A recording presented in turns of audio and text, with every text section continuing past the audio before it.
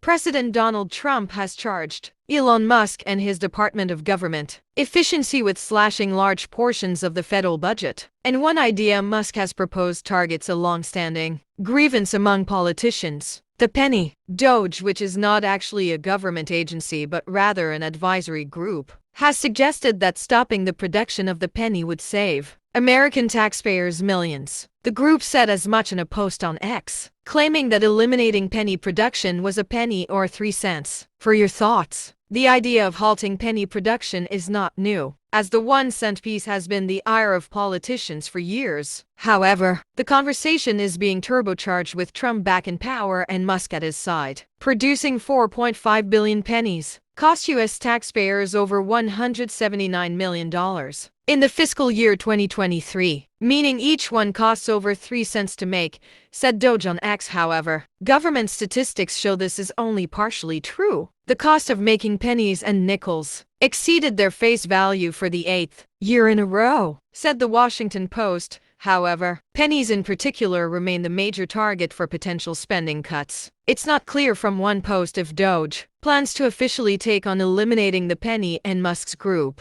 alone doesn't have the power to get rid of the coin, said Business Insider. Congress would need to pass a law stopping the distribution of the coin, or in theory, the Treasury Secretary could decide that the nation doesn't need to make any more. And some argue that this isn't worth it. Economists don't want any of these discussions to lead to a conversation about penny elimination, because that, quite frankly, won't save money.